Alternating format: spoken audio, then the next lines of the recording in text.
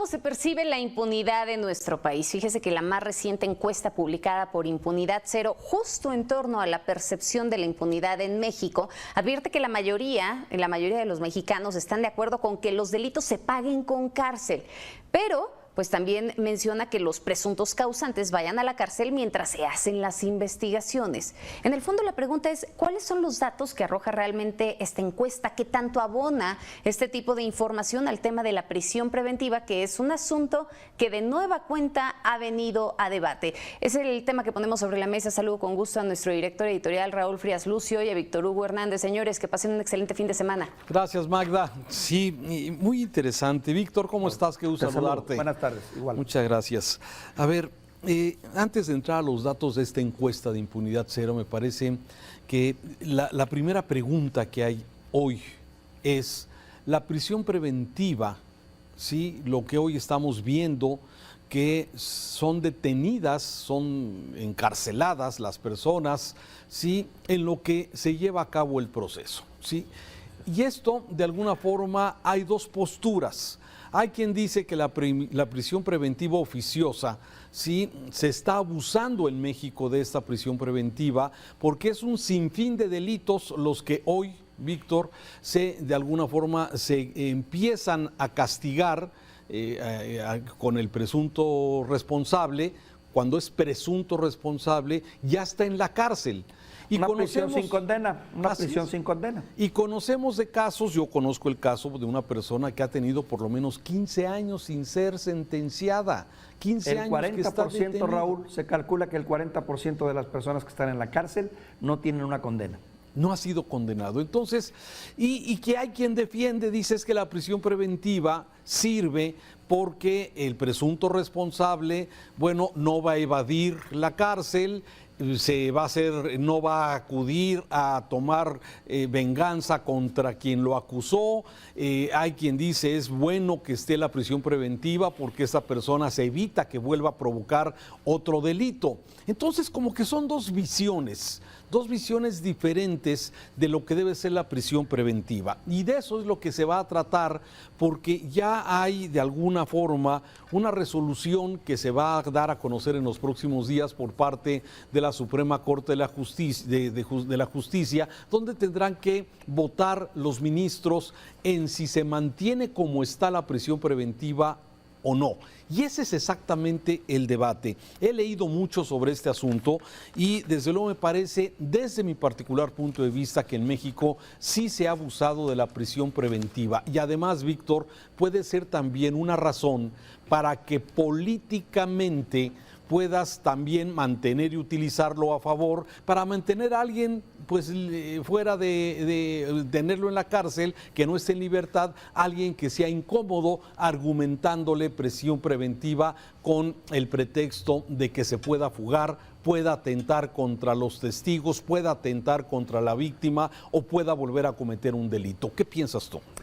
Dos visiones, Raúl, dos visiones de una figura que en cierto sentido es muy popular en México, Raúl, es muy popular en un país muy sediento y necesitado de justicia y de una buena justicia. Porque ¿qué es la percepción que tiene mucha de la gente? Bueno, de que si no fuera por esta figura, muchos estarían libres de pagar cuentas en un país donde tú y yo sabemos no se paga cuentas con frecuencia. Es cierto, en el sentido estricto, pues es prácticamente una prisión sin condena.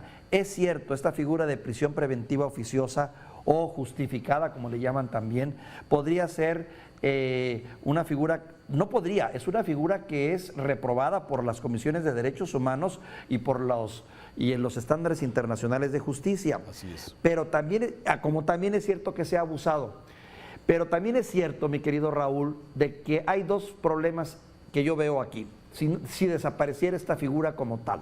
Uno, ¿qué ocurre con los criminales de cuello blanco en donde es muy difícil poder demostrar, al menos en una primera instancia, el acto de delito, que se da mucho en este país, pues que prácticamente les estamos abriendo la puerta para que se vayan a su casa y se protejan mejor de ese acto que no necesariamente es un acto criminal o es un acto de agresión física, pero que sí le hace un daño enorme al país. ¿Estarás de acuerdo que estos delincuentes de cuello blanco son más dañinos que un delincuente que le quita la vida a una persona? Sujeto a que lo discutamos, pero eso es lo que yo opino. Sí, y ver, por otro lado, también habla de la flaqueza de los recursos. ¿Por qué en Estados Unidos un delincuente de estos le ponen un brazalete y lo dejan ir a su casa y está bien vigilado? Pues porque para eso tenemos en este país, tenemos muy pocos recursos para poder vigilar de otra manera a estos personajes. Sí, pero entonces, a ver, ¿qué es lo que debe aplicarse? Entonces, el problema no es la prisión preventiva. El problema es la impartición de justicia. Exactamente. O sea, de alguna forma. Exactamente. Me parece es una herramienta más que si se usara con mesura, con probidad, con sentido común y con un alto sentido de servirle al pueblo o a servir a los intereses de la nación, sería efectivísima. Pero ¿qué pasa? Lo que tú decías hace un momento, el miedo a que se utilice con fines políticos como se ha venido utilizando. Sí, bueno, la postura del gobierno del presidente López Obrador, que hoy defiende el secretario de Gobernación y desde luego todos ellos, es que dicen, están preocupados por este proyecto que ha presentado precisamente uno de los ministros de la Corte, en decir, de reducir o de limitar la prisión preventiva solamente a los casos en donde exclusivamente un juez pueda tomar esa medida cautelar de decir, a ver, este señor de cuello blanco, este es delincuente, ¿sí?, de cualquier tipo de delito, sí, no puede ser, hay que resguardarlo porque existe el riesgo a la sociedad de que pueda volver a delinquir, pero tiene que ser no en forma oficiosa, sino que un juez lo pida.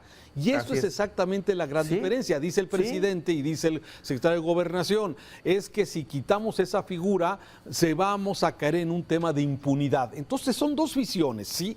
La de mantener la prisión preventiva oficiosa con un sinfín de delitos que por oficio simplemente ese delito te merece una cárcel preventiva, o la otra, esperar a que un juez sea el que determine si se van o no. Y es exactamente la gran diferencia que hay en este asunto. Pero de ahí yo lo ligo con otro tema que está íntimamente ligado, que es el de la impunidad. Me parece que estamos discutiendo prisión preventiva cuando el problema que tenemos en México es una enorme impunidad de los delitos. Así es. El 90% de los delitos que se denuncian, más sin tomar en cuenta la cifra negra, sí, simplemente no llegan a sentencia. Mira, esto es lo que publicó Impunidad Cero estos días, ¿sí? Por ejemplo, dice qué tan de acuerdo está con la siguiente oración sobre los delitos que deben de sancionarse con carácter lo voy a tomar de aquí porque me parece que está más fácil aquí donde lo tengo. Dice la pregunta, sí, qué tan de acuerdo están con la siguiente oración. Todas las personas acusadas de cometer un delito deben de permanecer en prisión en lo que se averigua si cometieron el delito, y desde luego también este tema de la impunidad. Mira, esto es muy interesante. En los últimos 3 años, ¿usted considera que la impunidad ha mantenido, ha aumentado o se ha reducido? Y la mayoría de las personas piensa que se ha mantenido, y un 32% que ha aumentado la impunidad en estos últimos 3 años, es decir, en esta administración. Pero no solamente esto, hay otra gráfica que vamos a mostrar a continuación, donde dice, ¿qué tan de acuerdo está con la siguiente oración? ¿Todos los delitos se deben de sancionar con cárcel, sí o no? Sí, y esto va íntimamente ligado a lo que estábamos comentando. ¿Debe sancionarse con cárcel, sí o no? Y mira, casi un 80% entre los que están de algo de acuerdo y totalmente de acuerdo, piensa que deben sancionarse con la cárcel. En otra de las gráficas que me parece también muy interesante, fíjate que es la que sigue, a ver si la podemos ver, la pregunta, ¿cuál cree usted que es la mejor forma de combatir la inseguridad en México? Y fíjate que aquí me llamó la atención en esta gráfica que, bueno, las personas dicen mejorar la capacitación de procuradurías de justicia, pero hay un 10% de la gente que piensa que la mejor forma de combatir la inseguridad en México es hacer justicia por su propia mano. Sí. Sí. ¿Cómo ves? Sí, bien. Bueno, es que esa es una respuesta lógica ante la impotencia de saber que no va a haber una autoridad que te haga valer el derecho y te defienda. Pero hay varias lecturas. Mira, esto, en conclusión, 7 de cada 10 siguen pensando que México es un país de impunidad, de acuerdo a esos mismos datos que tú mencionas. Así es. 7 de cada 10, ya sea porque o ha aumentado o no ha disminuido, cualquiera de los dos. Dos, lo de que la gente quiera que se mande a la cárcel a los responsables es una demanda también social que exige más energía, o sea, que las autoridades sean más enérgicas, que yo lo ligo mucho al tema de la impunidad. Vemos que la autoridad no castiga con severidad a quienes cometen actos delictivos. Y finalmente otro asunto, Raúl, el que me preocupa, si esto obligaría a las fiscalías a ser más contundentes y más precisas en sus trabajos de investigación. Con las fiscalías que tenemos actualmente, mi querido Raúl, que no dan una, que ya sabemos que ya sea por falta de recursos, falta de capacitación, corrupción o lo que tú quieras, pero las fiscalías en México son, perdón por la expresión, prácticamente un fracaso. Ahí empieza el problema. Imagínate que le dejes la responsabilidad a la fiscalía para que diga, compruébame fehacientemente que fulano de tal merece estar en la cárcel. Hombre, todos van a estar en la calle. Sí, bueno, a ver, has tocado un punto medular, me parece, en este asunto. Muchas veces en todo el proceso de procuración de justicia, de seguridad, de los delitos y de la violencia que padecemos, sí, ¿en dónde está ese eslabón que de alguna forma no embona bien? Primero, la capacitación desde las policías preventivas, las policías de alguna forma que están para prevenir el delito. Luego, tenemos el caso de las fiscalías que estás mencionando, donde el Ministerio Público tiene que presentar los argumentos necesarios para que un juez tenga todas las herramientas necesarias para tomar una buena sentencia y hacer una buena sentencia. Argumentos que a su vez se los dio la policía. Así es exactamente, o sea, es un eslabón. Entonces, me parece que tenemos eslabones muy delgados y que no están haciendo su función y que en esa cadena de la Procuración de Justicia que nos podría llevar a combatir desde luego la impunidad, a tener un Estado de Derecho eficiente en nuestro país, son los eslabones que están fuertes y me parece que tenemos muchos eslabones muy débiles en donde ya sea por falta de capacitación, por falta de recursos, por corrupción y por tantas cosas. Y entonces me parece que cuando se discute, y vuelvo al principio de la pregunta que hacía al empezar este espacio, es ¿la prisión preventiva resuelve o no resuelve el tema del delito, Víctor?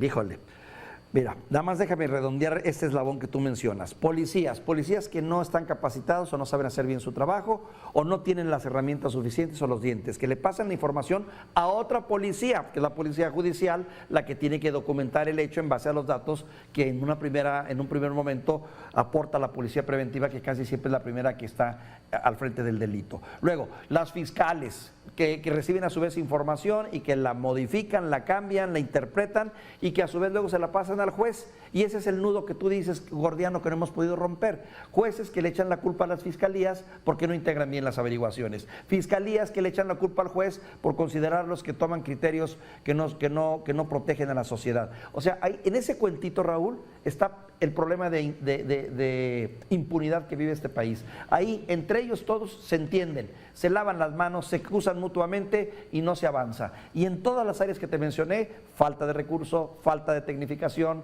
falta de oficio, mucha corrupción. Ahí está el gran problema de la impartición de justicia, Raúl.